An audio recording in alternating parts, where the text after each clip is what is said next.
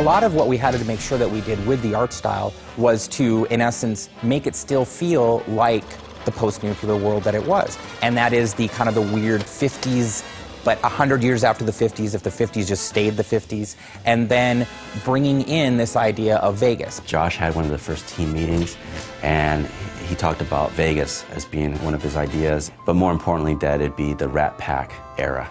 And when he said that, then I was just joyous, because it's just great aesthetics at that time. When we started the game, there were a few things aesthetically that we knew we wanted to do. We wanted to make sure that the architectural style of homes, and as well as the casinos, either reflected 50s style from the Vegas era, or it reflected an even earlier time, more like the settlers of the West.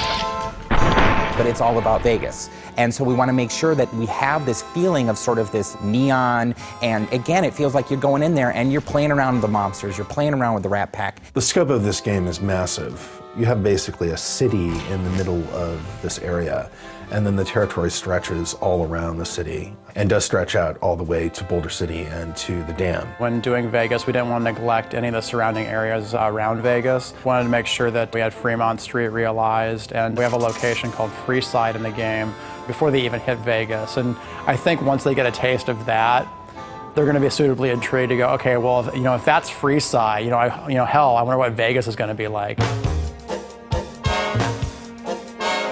The Vegas that we were representing was really classic Vegas. This is something that dovetails nicely with the general aesthetic of the Fallout series as a whole. Everything to do with the Strip is a big artistic playground. One of the strengths we saw about being able to use Vegas as a location is because all those casinos have their own individual themes. It's like a big amusement park the size of a city.